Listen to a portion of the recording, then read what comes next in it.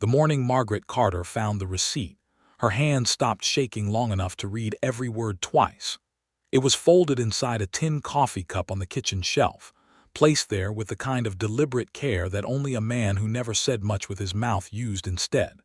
The paper was worn soft at the creases, the ink slightly smeared from what she could only guess had been wet fingers working in cold weather. The letterhead read Hargrove's Trading Post, Billings, Montana Territory. The date was November the 3rd, 1882. And the amount listed beneath a column marked goods exchanged told her everything she had spent 3 months refusing to understand about Vernon Dawson. 1 full season of prime beaver, mink, and elk furs, 47 pelts in total, value assessed at $68.20, applied in full against materials and labor for roof repairs, Carter Homestead, Clearwater Creek. She had to sit down. The chair scraped against the new pine floorboards and she dropped into it like her legs had simply stopped believing in themselves. Outside, the Wyoming wind cut sharp and cold around the eaves of a roof she had noticed, sometime in October, had stopped leaking. She had told herself the rain had just been lighter. She had told herself the worst of the rot must have sealed itself somehow. She had told herself a dozen quiet lies, because the alternative meant something that frightened her far more than any leaking roof ever could. It meant Vernon Dawson had been watching over her this whole time. It meant he had spent an entire season in the high country, trapping alone through the cruelest months the Montana range had to offer, not for his own winter supplies, not for the new rifle he needed, not for anything that would benefit himself in any obvious way. He had done it for $68.20 worth of lumber and shingles and labor. He had done it for a woman who had barely spoken a civil word to him since August, when everything between them had cracked open like drought-dry earth under a sudden flood, and she had sent him away from her door with words she could not take back. She pressed the receipt flat against her knee and stared at it until the numbers blurred. Behind her, through the single glass window that faced the track leading up from the valley road, she heard the unmistakable creak and crunch of boots on frozen ground. She knew those footsteps. She had been listening for them without admitting it for 3 months. Vernon Dawson walked the way mountains moved if mountains could move. Slow, inevitable, like the world simply made room for him rather than the other way around. He was 6 feet and 2 inches of a man shaped entirely by altitude and solitude and hard seasons, with dark hair that needed cutting and a jaw that always carried the shadow of a beard he never quite grew and never quite shaved. He was 31 years old, and he had never once in her memory asked anyone for a single thing. She stood up before he knocked. She crossed the room in 4 steps and pulled the door open and held the receipt out between them like an accusation, which was exactly what it was. He looked at the paper. He looked at her face. Something moved behind his gray eyes that she could not name, something careful and braced, like a man who had calculated the odds of surviving a fall and decided the fall was worth it anyway. He said, "You were not supposed to find that." And she said, "Well, I did." The wind moved between them and neither of them said anything else for a long moment that felt longer than the entire season he had spent in the mountains.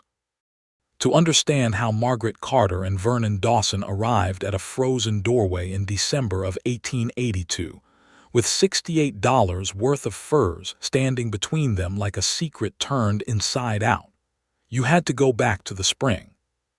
You had to go back to the morning she arrived in Clearwater Creek, Wyoming Territory, with 2 trunks, a sewing kit, a recipe box that had belonged to her mother, and a husband who lasted exactly 4 months before the land and the loneliness and the whiskey he had started drinking in secret finished whatever had been left of him. Her name had been Margaret Hollis before she became Margaret Carter, and before that she had been the second daughter of a schoolteacher in Columbus, Ohio, who had raised her to be practical and resilient and deeply suspicious of sentimentality. She had answered Thomas Carter's advertisement in February of 1882 with her eyes wide open, or so she had believed. She was 26 years old. She had wanted a life that meant something. She had wanted land and purpose, and the kind of honest work that left you tired in your bones at the end of the day rather than tired in your soul the way city work did. Thomas Carter had seemed straightforward in his letters. He was 34, a homesteader with 160 acres on Clearwater Creek, a house that needed a woman's management and ambitions toward cattle. He was not unkind in person, not at first. He was simply not built for what he had tried to build, and the gap between the man in the letters and the man who met her at the Billings train station in March had been wide enough to swallow Hope whole. By June, the cattle plan had collapsed. By July, Thomas was riding to town 3 times a week for reasons he stopped explaining. By August he was gone, which is to say he was dead, which is to say the horse came back without him one morning, and they found him 2 miles out along the creek road, and the coroner in Billings wrote influenza on his certificate because it was simpler than the truth, which was that a man could die just as surely from giving up as from any fever. Margaret Carter did not collapse. She considered it. She stood in the yard of the homestead on Clearwater Creek on the morning they told her, and she felt the weight of the land and the house and the 160 acres settle onto her like a physical thing, and she made a decision that she never articulated out loud but that shaped every day that followed. She would not go back to Ohio. She would not write to her father and admit the failure. She would not be the woman who came west and crumbled. She would stay. The practical problems were immediate and numerous. She had $40 in a tin box under the floorboards that Thomas had not known about because she had kept it back from the household account from the very beginning, not out of deceit, but out of the hard-learned wisdom of a woman who understood that you never gave a man your last dollar. She had a vegetable garden that was doing well because she had tended it with the fierce attention of someone who knew it was keeping her alive. She had a root cellar with enough preserved food to carry her through winter if she was careful. She had neighbors of a sort, homesteads scattered along the creek valley within riding distance, none of them close enough to matter in the daily way but present enough to create the occasional exchange of goods and information. And she had, whether she wanted him or not, Vernon Dawson. She had not known about Vernon Dawson until her 3rd week on the property, when she had walked to the far end of the east field to survey the fence line and found it newly repaired. 3 sections of posts had been reset and strung with fresh wire that she had not purchased, and Thomas had not mentioned. When she asked in town who might have done it, old Emmett Greer at the feed store had given her a look that suggested she was asking about whether that everyone else already understood. That would be Dawson, Emmett had said. Mountain man, traps up in the high country through the cold months, comes down in spring. He runs a camp about 6 miles east of your property along the ridge, helps out sometimes, does not take payment. Why? She had asked. Emmett had shrugged with the particular shrug of a man who had stopped asking questions that the mountains would not answer. Just his way. She had intended to find this Vernon Dawson and thank him and make it clear she did not need his charity. She had that intention very firmly in mind when he had appeared 3 days later at her gate at 7 in the morning, holding a haunch of venison wrapped in muslin, looking at her with those steady gray eyes as if he had been expecting to find exactly who he found. He was, she thought immediately, and then immediately tried to unthink, a remarkable-looking man. Not handsome in the way men in Ohio were handsome, not smooth or groomed or careful about their presentation. He was handsome the way a ridgeline was handsome, all stark angles and unapologetic presence, like something the landscape had grown rather than someone who had chosen to inhabit it. He wore buckskin trousers and a heavy wool shirt and boots that had seen serious elevation, and he carried the venison with the same easy competence with which she suspected he carried everything. Mr. Dawson, she had said, because Emmett Greer had apparently spread her arrival to every corner of the county, and she could only assume this man knew who she was. I was looking for you. I know, he said. I heard you were asking. That had startled her slightly. The idea that information traveled this far from town along invisible threads, she could not see was both reassuring and mildly unsettling.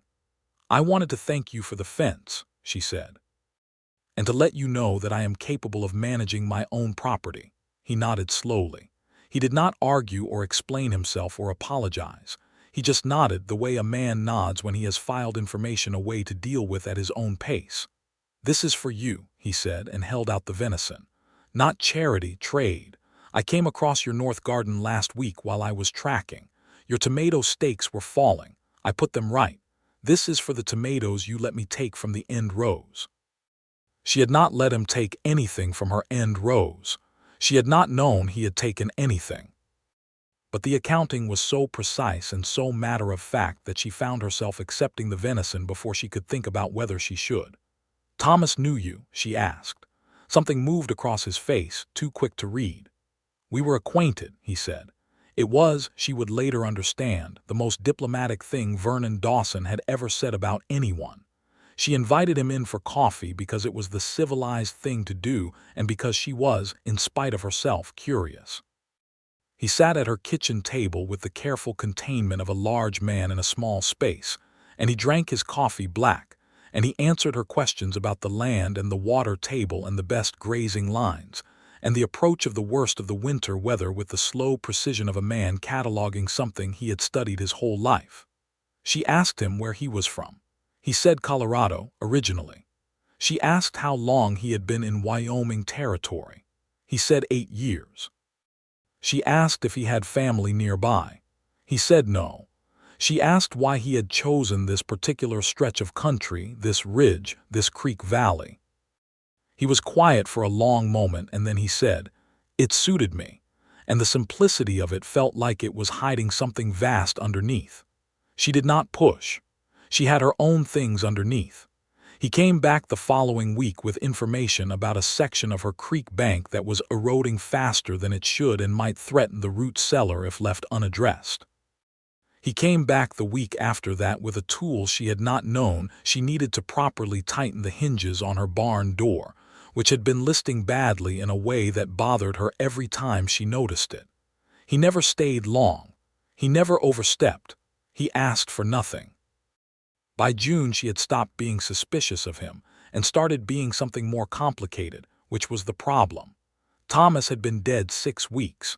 She was a widow on a homestead in Wyoming territory with limited funds and unlimited work, and a future that depended entirely on her own resourcefulness.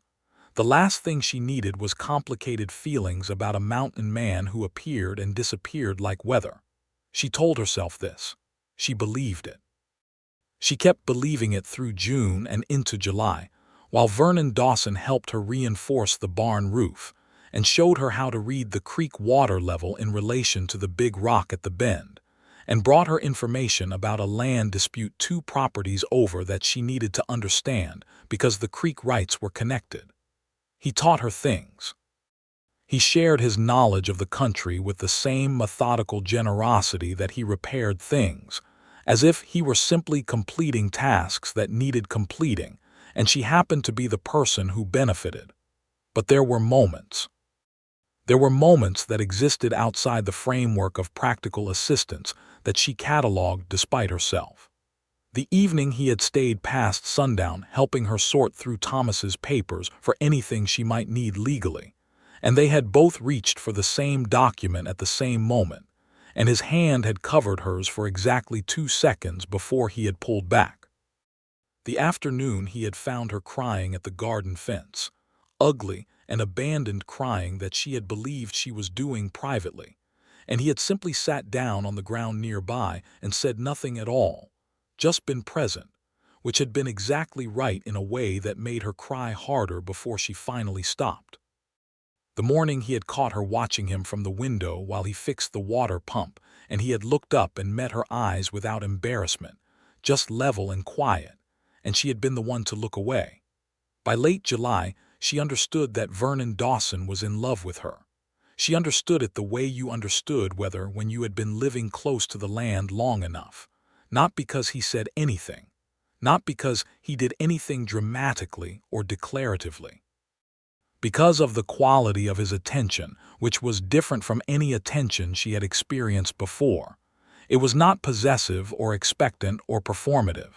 It was simply complete. When she spoke, he listened as if her words were geography he was memorizing. When she was in difficulty, he appeared as if he had been tracking the difficulty from a distance and had timed his approach precisely. When she was doing well, he stepped back and watched with something in his face that she could only describe as satisfaction, the way a craftsman looks at a well-made thing. The problem was not that he loved her. The problem was what she felt in return. She did not want to feel it. She was 40 days past the death of her husband. She was a practical woman with real problems and a real future to build. She could not afford the disruption of feelings she had no framework for, feelings that arrived without warning and without the gradual courtship that she understood, feelings that bypassed all her careful structures and went directly to somewhere interior, and unguarded that she had not known was there, until he started unknowingly knocking on it. She could not afford it and she could not allow it, and so in August, when he came to the door one evening with wild berries he had picked above the tree line, and a look in his gray eyes that was different from his usual careful distance, a look that held something open and unguarded and asking without asking, she had closed the door against it. Not literally.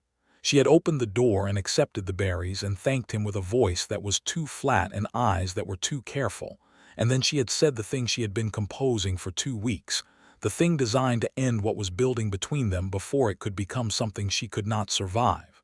She had said, "Mr. Dawson, I want to be direct with you because I think you deserve directness. I am not looking for companionship.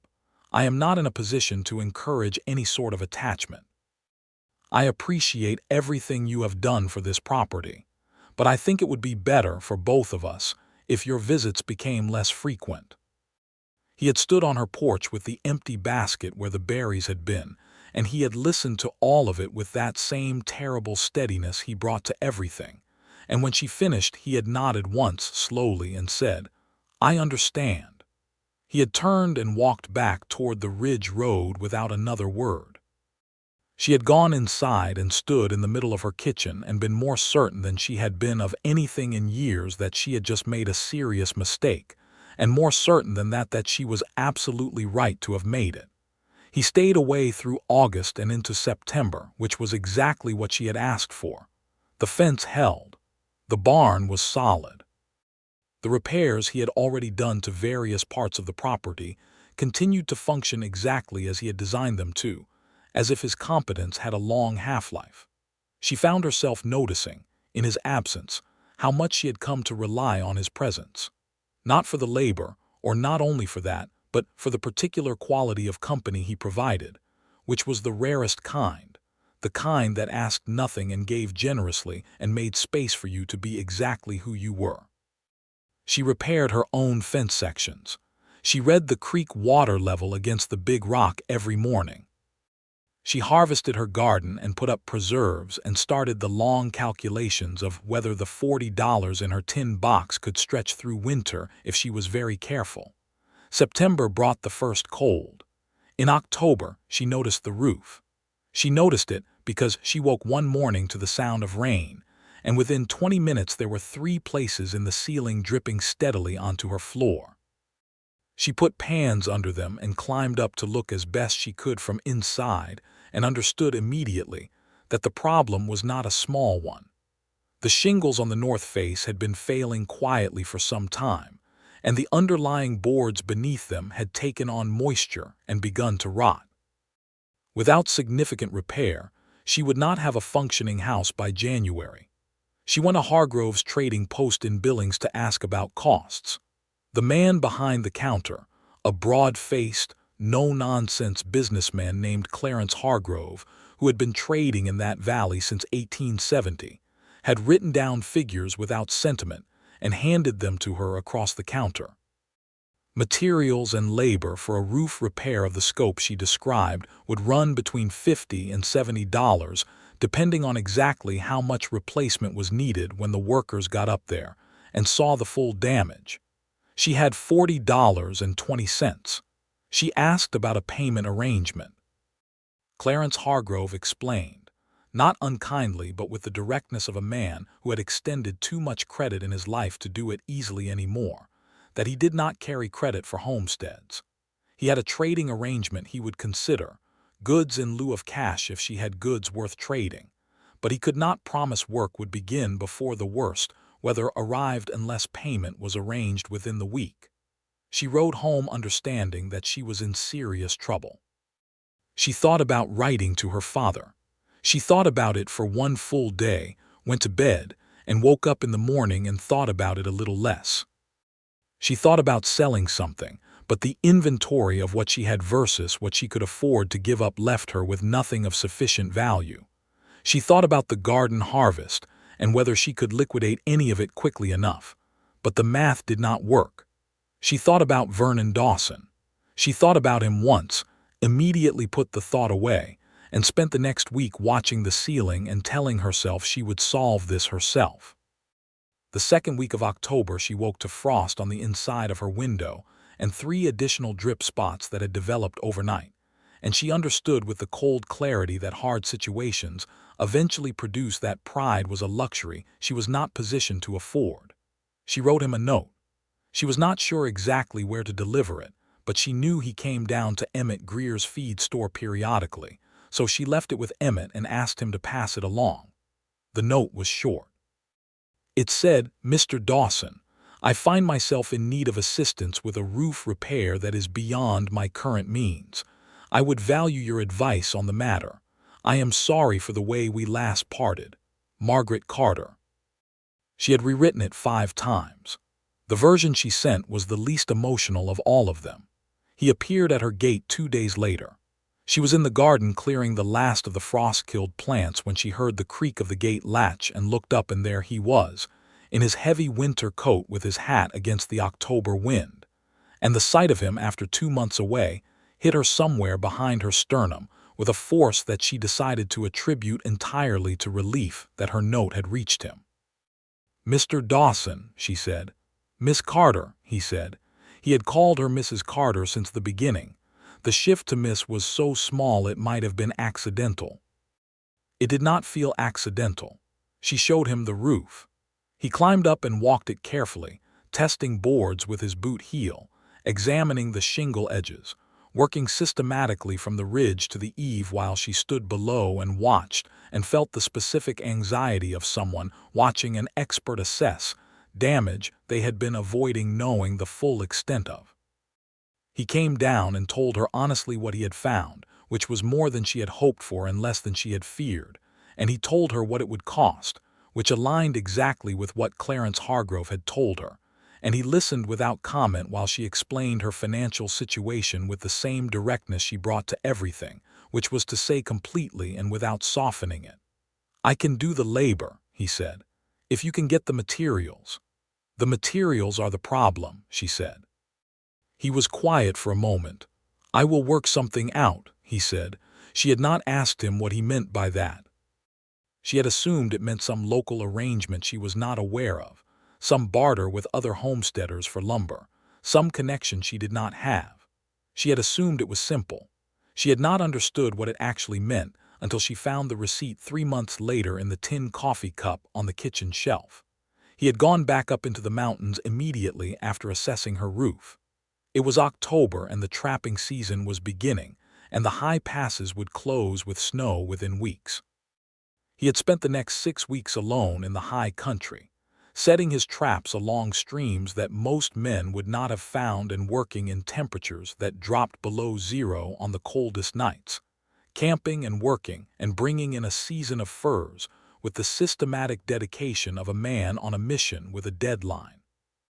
He had come down in late November with 47 pelts and traded them to Clarence Hargrove for $68.20 worth of building materials and the labor of 2 men for 3 days. And he had arranged for everything to be delivered and done, while he remained entirely absent from the property, because he understood her well enough to know she would refuse the help if she knew it was coming from him directly. The roof had been repaired in a week. She had been told by the 2 workmen that it was prearranged and paid for. She had assumed some anonymous goodwill from the community, which was not completely absent in frontier settlements, and she had been grateful and suspicious in roughly equal measure, and she had spent a month trying to find out who was responsible and got nowhere, because Clarence Hargrove kept his trading arrangements private as a matter of professional principle. She had found the receipt because Vernon Dawson, who had spent the winter resupplied by almost nothing after trading away his entire season's take, had come through the valley in early December and stopped at her property to check that the work had been done correctly. And he had left the receipt in the tin coffee cup on the kitchen shelf, because he did not know how to handle the thing he was carrying, and leaving it somewhere she might eventually find it was the closest he could come to telling her the truth without saying it. And now she was standing in her doorway holding it, and he was standing on her porch, and neither of them had moved. "Come inside," she said. It was not a question. He came inside. She put the coffee on because her hands needed something to do. He sat at the kitchen table in the same chair he had sat in that first morning in June, and the familiar geometry of him in that space after months of absence made her throat tighten in a way that she had no words for and no intention of apologizing for any longer. She set his coffee down and sat across from him with the receipt on the table between them. "Tell me why," she said. He looked at the coffee. He looked at the receipt. He looked at her face with those steady gray eyes that never flinched. "Because you needed it," he said. "That is not an answer," she said. "Men do not trade an entire season of furs for a woman they barely know because she needs a roof repair. That is not how things work." He was quiet for so long she thought he was not going to say anything at all. Then he said, "I know you told me to stay away." "I did. I understood why." She waited. "But understanding why you needed me to stay away did not change what I needed to do," he said. "You were going to lose the house. The roof would have failed by February. You would have had to leave or freeze or both. I was not willing to let that happen." "You were not willing," she said. "No," she studied him. She thought about the months she had spent refusing to want what she wanted, and the months he had apparently spent in the high country, alone and cold, turning wanting into something useful and concrete and $68 worth of structural repair. "Vernon," she said. She had never used his first name before. He went very still. "Why did you not just tell me? Why did you not just say, 'I am going to go trap a season for your roof materials'?" "Because you would have said no," he said. "Yes," she said, "I would have. I know." She looked at the receipt again. 47 pelts, a whole season. Every morning up before light in sub-zero cold.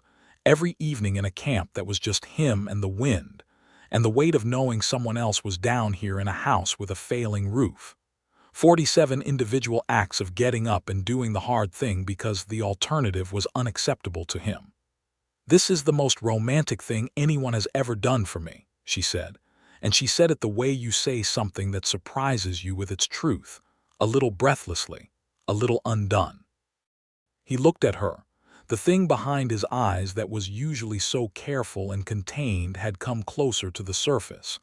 "I was not trying to be romantic," he said. "I was trying to make sure you stayed safe." "I know," she said. "That is why it is romantic." She stood up. She was a practical woman who had learned to trust practical men, and this man who sat at her kitchen table with his coffee going cold and his gray eyes full of everything he had spent a season not saying, was the most practical man she had ever met. His love was not words or gestures or flowers. His love was 47 pelts and $68, and a woman who would not have to leave her home in February. She walked around the table and she stood beside his chair and she put her hand on his shoulder and she felt him go completely still beneath it, not pulling away but not moving either, waiting with the absolute patience of a man who had learned to let things happen at their own pace. "I am sorry for what I said in August," she said. "I was afraid." "I know," he said again quietly. "I am still afraid," she said. "I want you to know that. I am not some woman who has sorted herself out and is ready to be certain about things. I am afraid most of the time.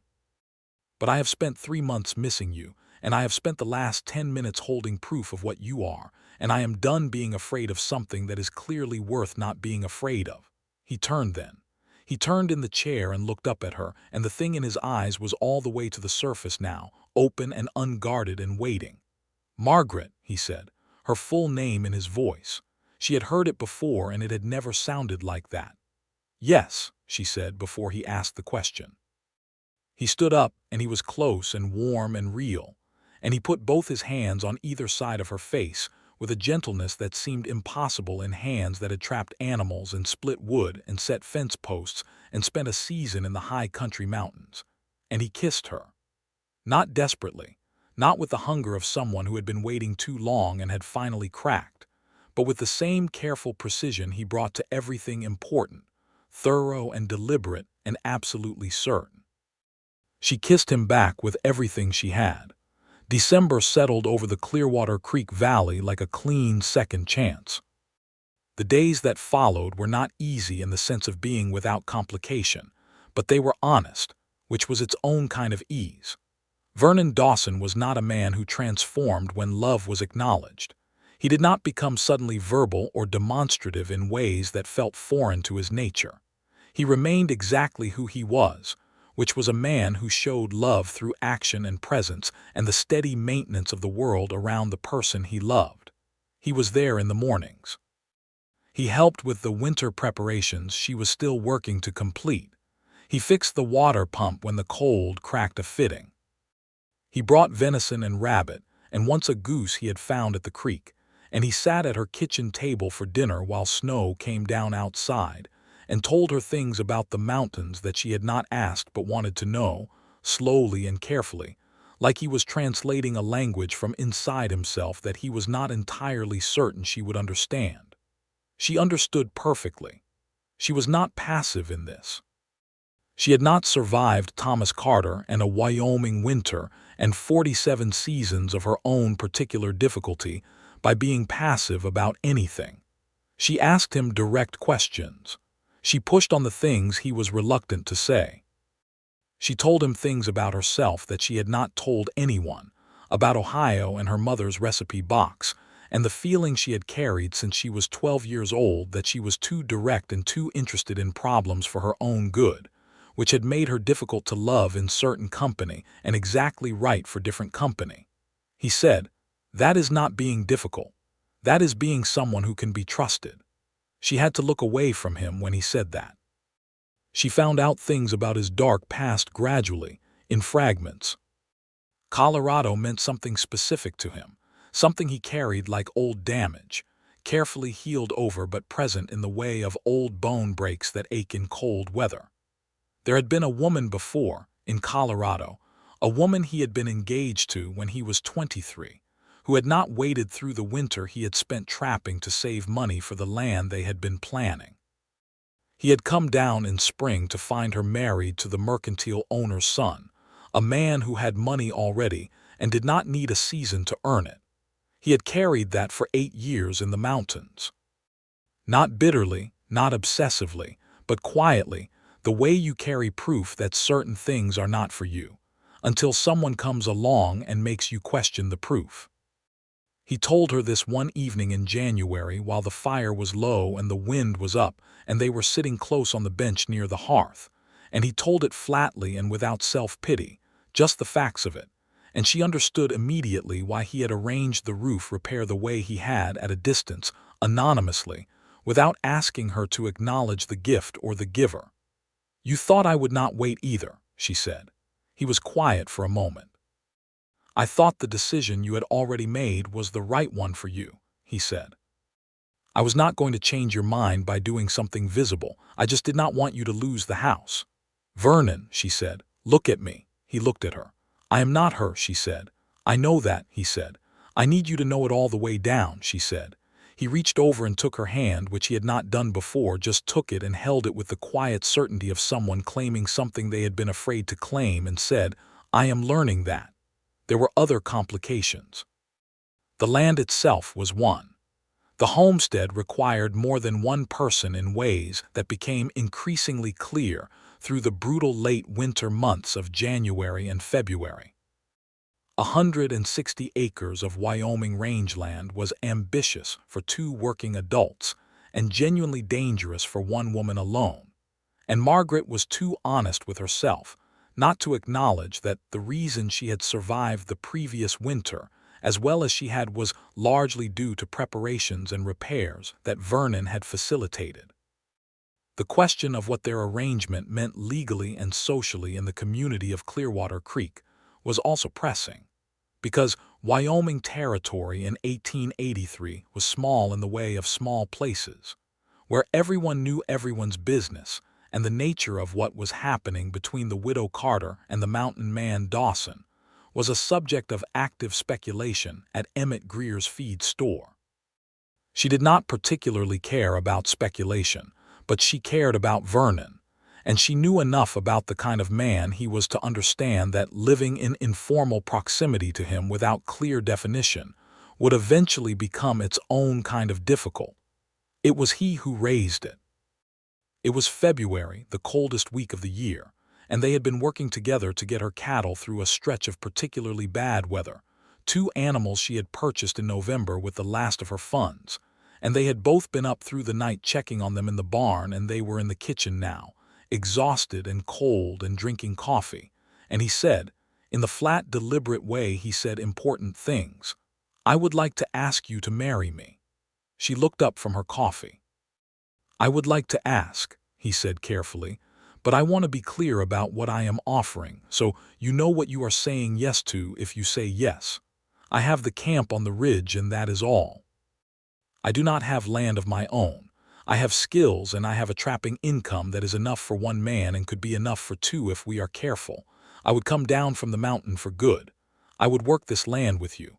I would not have been much for a woman who needed certainty and comfort, but I think you do not need those things in the way some women do." She set down her coffee cup very deliberately. "Vernon," she said, "are you trying to talk me out of it while you ask me?" He looked slightly startled. "I am trying to be honest." "You are being so honest you are undermining your own proposal," she said. He stopped. A small thing moved at the corner of his mouth that she had learned was the equivalent, for him, of laughing.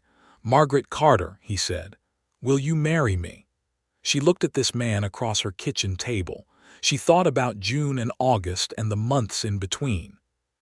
She thought about 47 furs and $68 and a roof above her head, and a man who had chosen action over words at every turn and had chosen her, without conditions, without asking anything in return, in the most fundamental and quiet and absolute way she had ever been chosen. "Yes," she said. "Obviously, yes." They were married in March of 1883 at the small church in Clearwater Creek, which was technically a converted barn that the Reverend Haskins used for services on the first and third Sunday of each month. The ceremony was attended by Emmett Greer and his wife Della, by the Harmon family from the next property up the creek, and by Clarence Hargrove from the Trading Post, who attended weddings whenever possible because he believed they were good for the general morale of the territory, and also because Della Greer always brought her lemon pound cake. The Reverend Haskins read from the standard service and asked the standard questions, and Margaret Carter said her vows in a clear, unhesitating voice that carried to the back of the barn and caused Della Greer to press her handkerchief to her eyes. Vernon Dawson said his vows in the same level, certain tone he used for everything important, looking at Margaret with those gray eyes that were not careful at all in that moment, that were completely and entirely open. He put the ring on her finger. It was a simple gold band that had been his grandmother's, carried in his pack for 8 years because he had never had occasion to do anything with it, and had not been able to bring himself to leave it behind. She had not known about it until the morning he produced it, and the sight of it had made something fierce and tender rise up in her chest that she was fairly certain she would never fully articulate. They walked back to the homestead in the March cold, husband and wife, and the land was still frozen, but the creek was beginning to move at the edges, and the quality of the light was changing the way it changes in late winter when spring is still weeks away, but has decided to make itself known in advance. They went home. Spring of 1883 was the most productive and the most joyful season that the Clearwater Creek homestead had experienced in its short existence, and Margaret would have been the first to say that this was not coincidental. Vernon Dawson brought to the land the same methodical competence he brought to everything, but he brought something else too, something that had not been there with Thomas, which was genuine investment. He was not a man managing a property. He was a man building something, and the difference was visible in every decision he made. He expanded the garden by a third, using a method of soil preparation she had not seen before, using ash from the winter fires and composted material from the barn, and turning it into the earth in stages, so that by planting time the north field soil was loose and rich, and nothing like the grudging hard-packed ground she had struggled with the previous year. He brought the cattle to summer pasture on the high meadow east of the ridge, and checked them with a regularity that kept them healthy through a summer that was drier than expected. He began, in the evenings, to plan for increasing the herd the following year, spreading maps on the kitchen table, and talking through the economics of cattle versus sheep versus mixed use, with the thoughtfulness of a man who understood that the decisions they made now would shape the next decade. She was not a passenger in any of this. They planned together. They disagreed about things and argued them through with a respect for each other's reasoning. That was one of the best things about their particular partnership. She had firm opinions about the garden layout and the preservation methods and the kitchen management and the account books, which she kept with a precision that Thomas had never bothered with, and which gave them a clear picture of where they stood financially at any given moment. She had opinions about the cattle plan too, and they were not always the same as his, and he listened to them with the same care he listened to everything from her, which was to say completely. They were happy in a way that did not require announcement or performance. The happiness was in the texture of daily life, in the ease with which two people who suited each other moved through the hours of a shared day. It was in the way he knew when she needed quiet and she knew when he was working something through in his head that required not being asked about. It was in the laughter that surprised both of them sometimes, appearing without warning from some exchange that turned unexpectedly funny. It was in the evenings by the fire when she read, and he worked on the small carvings he did in the winter months, neither of them talking necessarily, but both of them present in the particular way of people who had chosen each other without reservations. In September of 1883, she told him she was pregnant. She told him in the kitchen, the morning she was certain, with the same directness she brought to everything. He went still in the way he went still when something moved him deeply, a complete and focused stillness, and then he crossed the kitchen and held her with a tenderness that she felt in her bones. They did not speak for a long moment. Then he said, "Are you well?" "I am very well," she said into his shoulder. "Are you frightened?" he asked. She thought about it honestly. "A little," she said. "Are you?" He was quiet. "Yes," he said, "a little." She had loved him for a long time before that moment, but in that moment she loved him more, specifically because he admitted it. They prepared through the fall with the same practical thoroughness they brought to every preparation. Vernon reinforced the second bedroom that had been functioning as a storage room and would now become a nursery. He read the single obstetrics text available at the Billings Lending Library with the focused attention of a man studying terrain he would have to navigate, and he made arrangements with the midwife in Clearwater Creek, a capable and no-nonsense woman named Helen Marsh, who had attended every birth in the valley for 15 years. The winter of 1883 was long but not as brutal as the previous one. They were better prepared. The roof, which had been repaired the previous year with Vernon's season of furs, held without incident. The cattle were wintered well. The account books showed a modest but real improvement over the previous year. They were building something that had not existed before, and they both understood it. Their son was born in April of 1884. He came into the world on a bright cold morning, with the creek running full with snowmelt outside, and the light coming through the east window at a low golden angle. And Helen Marsh received him with the brisk efficiency of long practice, and placed him in Vernon Dawson's arms, and Margaret watched her husband hold his son for the first time. She had never seen Vernon Dawson look like that before. He had looked gentle with her. He had looked open. But this was something else entirely, something unguarded and amazed that did not fit any category she had, the look of a man encountering something he had not known was possible and finding it to be everything. He looked at her over their son's head. He did not say anything. His eyes said everything. They named him James Thomas Dawson.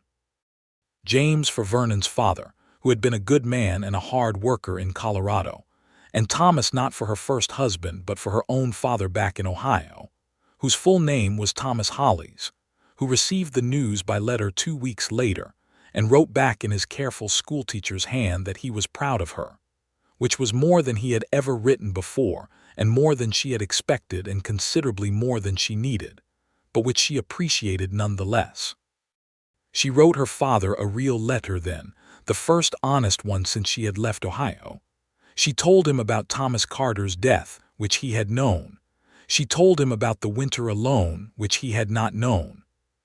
She told him about Vernon, not all of it but enough, the practical facts and the important ones, the way he had come into her life with a venison haunch and a repaired fence, and had stayed because they suited each other in ways that were rare and not to be dismissed.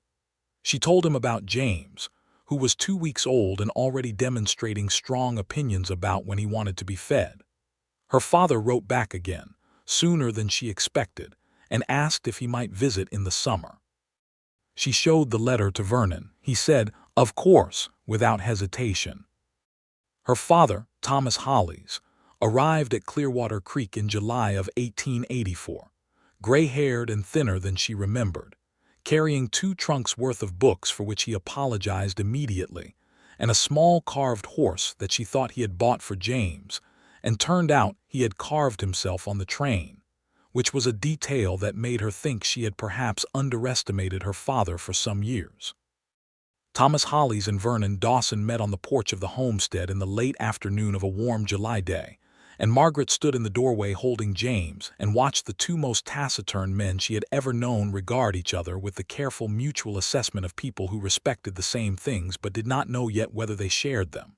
Her father extended his hand. Vernon shook it. Her father looked up at the house and said, "Good roof." Vernon said, "Thank you." Something in her chest unclenched that had been wound tight since the morning she had written the invitation. Her father stayed 2 weeks.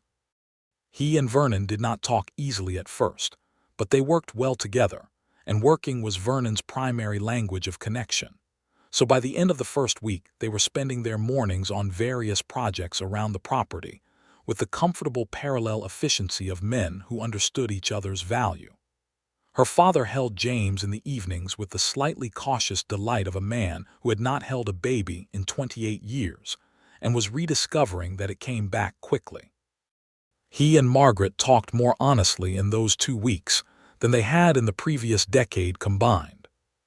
He left on a Thursday with both trunks lighter, because he had distributed most of the books to various places around the house where he felt they were needed, and he hugged her at the gate with more warmth than was characteristic, and shook Vernon's hand again, and said he hoped to come back before the year was out if they would have him. "Come for Christmas," Margaret said. He did. The years that followed moved with the rhythm of land and seasons and work and the ongoing project of building something that would last. The homestead grew. They added to the cattle herd in a careful and calculated way that avoided overextension, reaching 12 head by 1886, which was enough to turn a genuine profit at the fall market in Billings, while keeping the operation manageable for the 2 of them. They hired a seasonal hand in the summers, a young Arapaho man named Elk Running, who had been displaced from his people's traditional lands by the government arrangements of the previous decade, and who needed work and a fair wage, and found both at the Dawson homestead, where Margaret insisted on paying him exactly what any other hand would earn, and Vernon treated him with the same directness and respect he extended to everyone. The injustice of what had been done to the Arapaho and the other nations of the region was not invisible to them. It was present in the landscape itself, in the fact that the land they farmed had been lived on by people for generations before any homestead claim existed. Vernon had spent enough years in the high country to understand this in a visceral way that most settlers did not, and Margaret was too clear-eyed and too honest not to acknowledge it when she saw it. They could not undo what had been done, but they could be fair in their own small radius, and they were. Elk Running worked with them for 4 summers, and in 1887 married a young Arapaho woman named Morning Bird, and settled on a small piece of land 8 miles north of Clearwater Creek. And Margaret and Vernon attended the wedding and brought James, who was 3 years old and deeply interested in Morning Bird's beadwork, and needed to be redirected several times from touching it without permission. Their daughter arrived in January of 1886, in the deep of winter, which Helen Marsh said was entirely typical of children who had opinions and intended to make them known from the start. They named her Clara Della Dawson, Clara for no one in particular but because it was the right name for her, and Della for Emmett Greer's wife, who had been a source of consistent practical kindness since Margaret's first weeks on the property, and who cried at the naming so freely and so unself-consciously that the entire gathering found it deeply endearing. Clara was, from her earliest days, the kind of person who generated weather. She had strong opinions about everything and expressed them clearly and often. She had her mother's directness and her father's capacity for absolute focus, which was an interesting combination that made her simultaneously easy to understand and challenging to redirect. James, 2 years older and by temperament considerably more like his father, regarded his sister with the patient acceptance of someone who understood that weather was a fact of the world rather than a problem to be solved. Vernon watched his children with the same quality of attention he had once turned on Margaret from across the distance of practical assistance, and she loved him for it in a way that continued to deepen rather than settle into the flat comfort she had feared love might become when it had been long enough. It did not become flat. It became richer. It became more layered. It became the kind of love that is less like a feeling and more like a geography, something you inhabited and knew the landscape of and could navigate in the dark. There were difficulties. There were always difficulties in a life of this kind. The drought of 1886 hit hard and they lost 2 cattle, and the garden yield was significantly down. And the winter that followed required the kind of careful management of very limited resources that Margaret had last experienced in the winter after Thomas Carter died. Though this time she was not alone, and the difference that made was not measurable in any scale she had. Vernon cut their personal expenses to almost nothing and worked the trap lines that winter for the first time in years, not for the same stakes as 1882. Not trading a season's furs for a stranger's roof, but bringing in enough to cover the gap without touching the small savings they had been accumulating since the beginning. She found out he had done this at the end of the winter when he came in from the cold with $40 worth of furs accounted for and laid out the figures at the kitchen table, and she said, "You could have told me." He said, "I told you I was going to the high country." "You told me you were checking on the upper pasture fence line," she said. He was quiet for a moment. "I checked the fence line too," he said. She laughed. She laughed in a way that surprised her, and then she crossed to him and put her arms around him because she could, because this was her right in her life, and she said into his chest, "You impossible man." He held her and said nothing, which was the right answer. The drought ended. The land recovered. They pushed through 1887 into 1888 with improving numbers and 2 children who were growing with the vigorous determination of people who had been planted in the right soil at the right time. James Dawson, at 4 years old, was already helping his father with small livestock tasks, with the focused, serious attention of someone who had decided to learn how everything worked and saw no reason to hurry about it. Clara at 2 was unstoppable in any direction she chose, including directly into anything she was not supposed to touch, and Vernon had built a series of small barriers around the most dangerous areas of the property, with the same methodical attention to detail that he brought to everything. And Margaret noted privately that the barriers were works of construction in their own right, absolutely functional and slightly over-engineered, which was entirely characteristic. Thomas Holly's came at Christmas every year without fail after that first December visit. He grew more comfortable with each trip. He and Vernon had developed, over the years, the kind of friendship that exists primarily between men who have high respect for each other and low need for conversation, which meant they could spend an entire afternoon working on a project together with minimal words and complete satisfaction. He read to James and Clara in the evenings from the books he continued to bring, and the sight of her father and her children by the fire with a book between them was the kind of picture that lodged itself permanently in the part of Margaret that kept the things she could not afford to lose. She wrote to him more regularly. He wrote back with increasing warmth. The gap that had grown between them during the Thomas Carter years and the years before narrowed steadily, not to nothing but to something comfortable, something real. He was not a demonstrative man. He had never been. But he showed up every December with his trunks of books and his carved wooden animals for the children and his particular quiet approval of the life she had built. And that was enough. In the spring of 1889, Wyoming Territory was officially granted statehood and became Wyoming, the 44th state in the Union, and the news reached Clearwater Creek by telegraph relay through Billings, and was celebrated at the town meeting with the kind of enthusiastic, if slightly chaotic public gathering that small frontier communities had a particular talent for. Emmett Greer gave a speech that was longer than any speech Emmett Greer had given before. The Reverend Haskins provided a blessing. Clarence Hargrove contributed a barrel of cider and accepted the community's goodwill with the gruff pleasure of a man who had been part of building something from the beginning.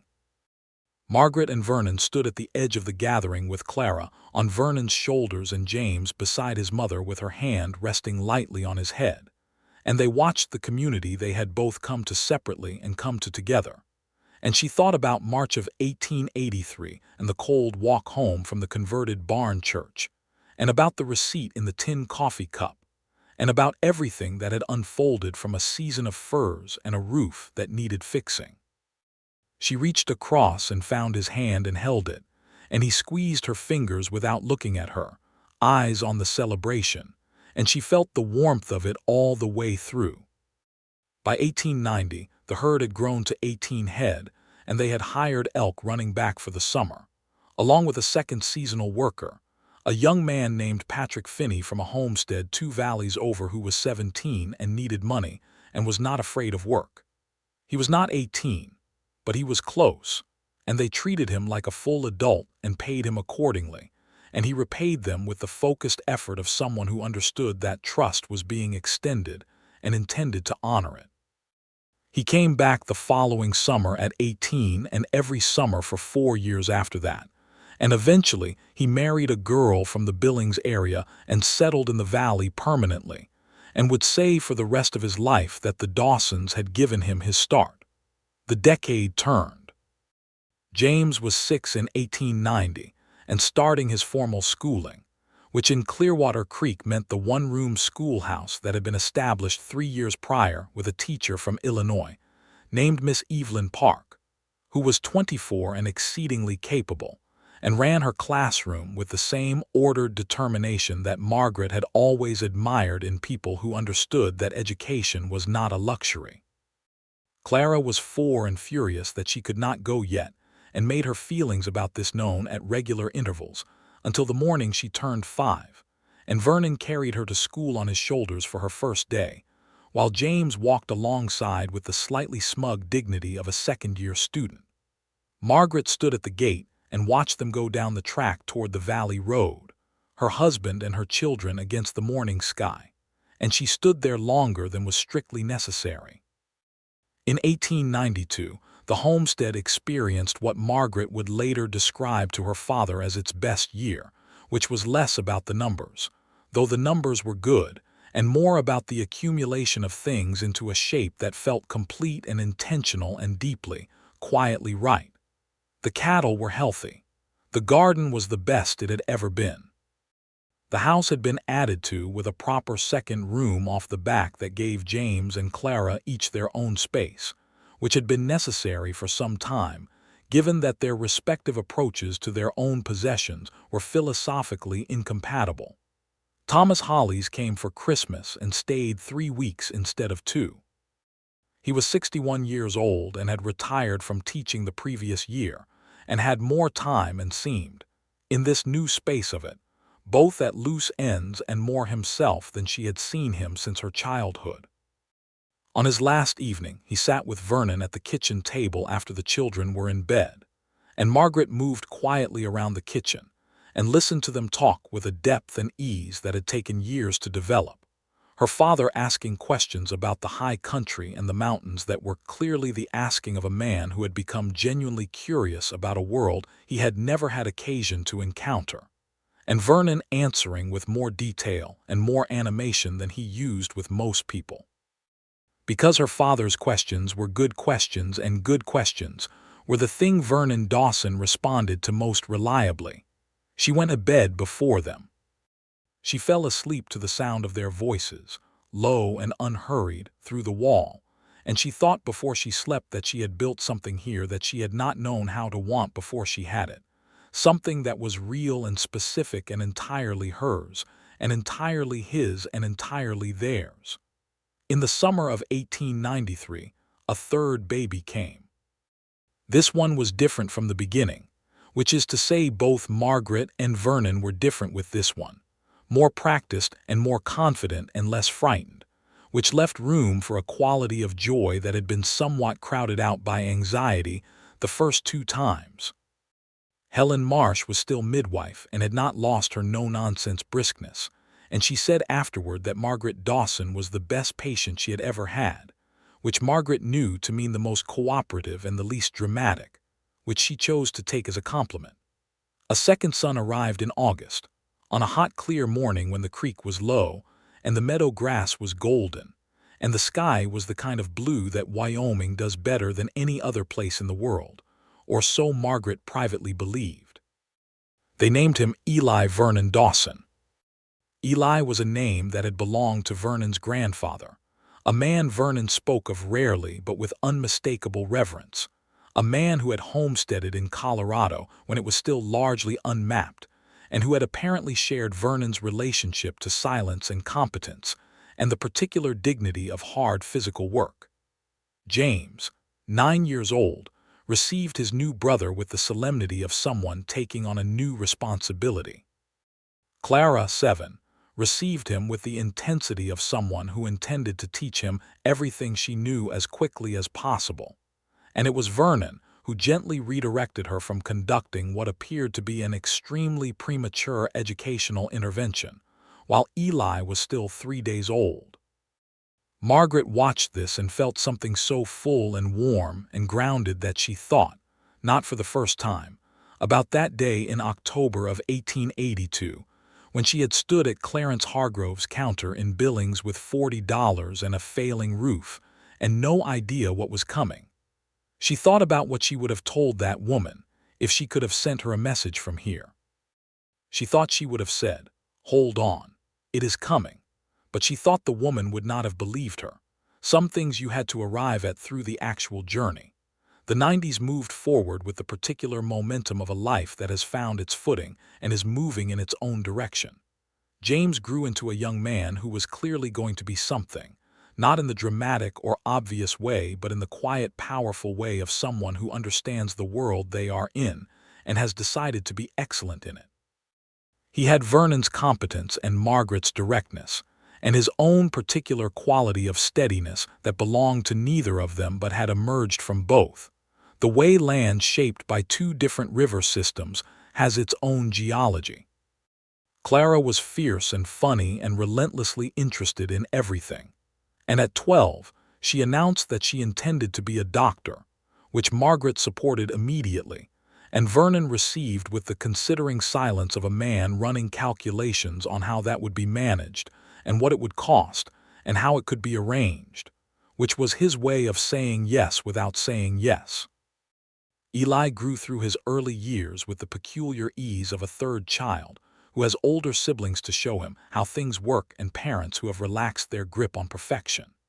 He was sunny in a way that neither James nor Clara was particularly, openly delighted by the world in a way that made everyone around him feel slightly better about things, a quality that Margaret recognized with private amusement as something that must have come from somewhere she could not quite trace in either family tree. In the winter of 1897, Vernon came in one evening from the barn with a quality of quiet about him that she recognized as the outer layer of something he was working toward saying. She gave him time. She had 15 years of practice at giving him time.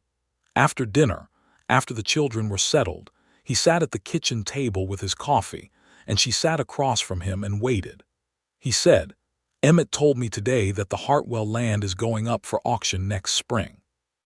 The north section, the one that borders our upper pasture." She understood immediately.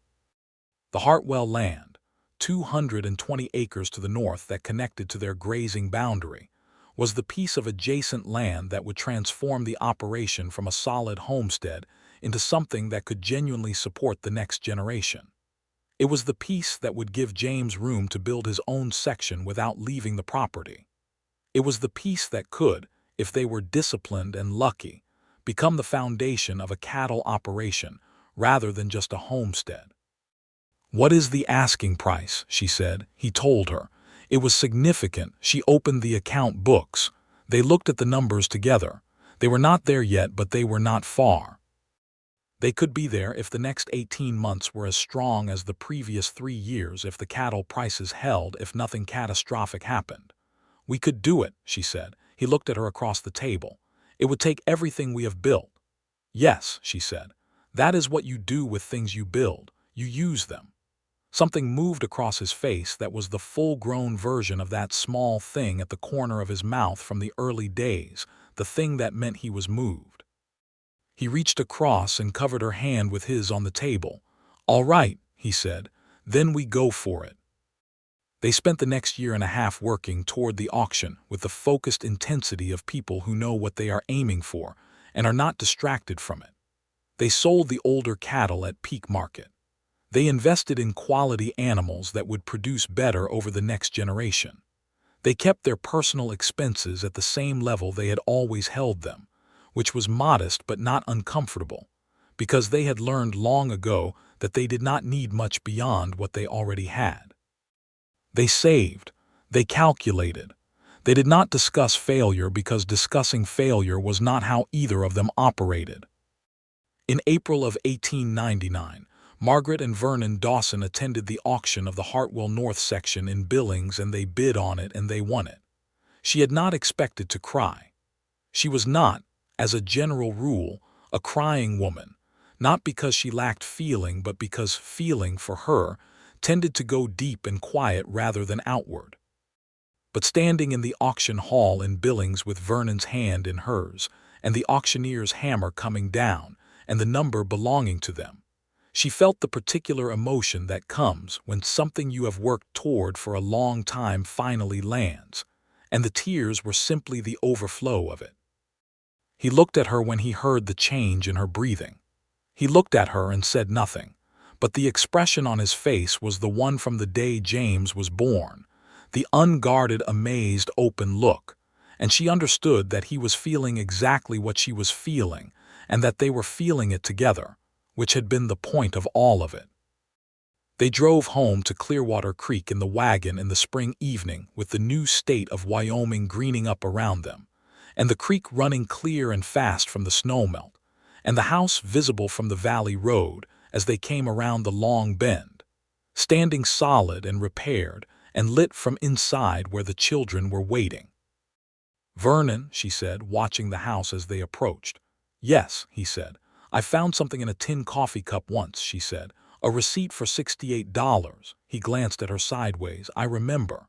That was the most important thing anyone ever gave me," she said. "Not the roof, not the materials, the fact that you did it. That is what I want you to know." He was quiet for a moment in the way of the mountains, unhurried and deep. You gave me the same back, he said. Different shape. But the same. She took his hand on the reins, and he let her have it, and the wagon rolled on toward the house, and the children came out when they heard the wheels on the frost-thawed ground. James first, 16 and almost as tall as his father now, and Clara at 14, and Eli at 5 running with his whole body the way small children do. And Vernon stepped down from the wagon and caught Eli coming at him full speed and lifted him without breaking stride. And Margaret stepped down on the other side, and James was there already, and she hugged her son, who was nearly a man, and felt Clara's arms around her from behind. She looked over James's shoulder at Vernon, holding Eli, meeting her eyes over the tops of their children's heads. She had been afraid of this once. She had closed a door against it and told herself it was the sensible thing to do. She had been wrong, and she had been right, and she had been lucky, and she had worked for it, and it was hers. All of it was hers. All of it was his. All of it was theirs. The new century came in cold and clear, and they welcomed it from the kitchen of the Clearwater Creek homestead. All 3 children up past their bedtimes by special dispensation. James nearly 17, and Clara nearly 15, and Eli 6 years old, and vibrating with the importance of it. Vernon made cider, and Margaret made a cake, and Thomas Hollies, who had been visiting since Christmas and had quietly extended his stay without announcing it, sat at the kitchen table with Eli in his lap, reading from a book about the history of the American West that he had selected with what Margaret suspected was particular care given the location in which he found himself. When the year turned, Margaret stepped outside for a moment alone in the January cold. The sky was enormous and black and full of stars that the mountains had, in her years of living near them, taught her to see differently, not as distant and abstract but as familiar, like landmarks. Vernon appeared beside her. He did not ask what she was thinking.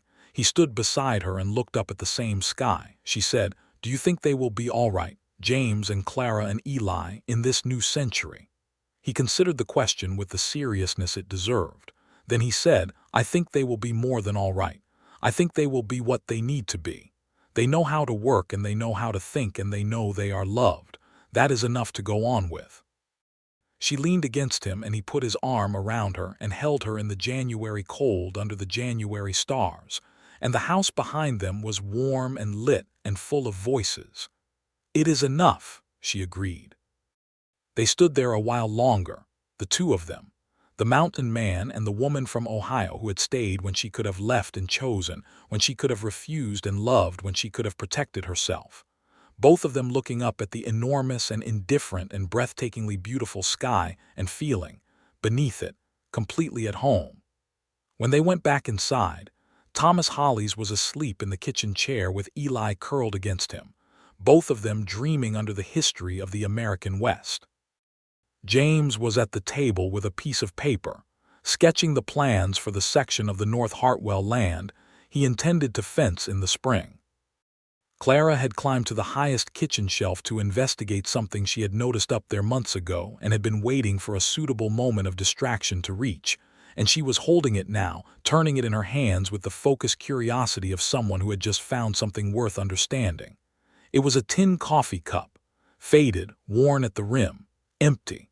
"What is this?" Clara asked, looking down from her perch on the shelf. Margaret looked up at her daughter.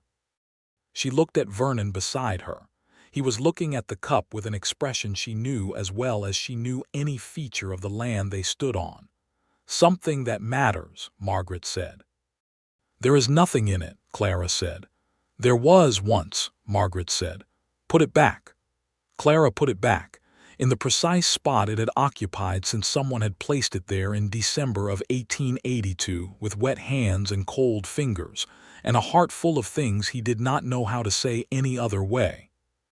It stayed there on that shelf for decades after, through summers and winters and all the seasons of the life that had been built from that single quiet act, long after the children were grown and the herd was larger and the homestead had become a proper cattle operation, and the whole long story of Vernon and Margaret Dawson had written itself out across the land and the years.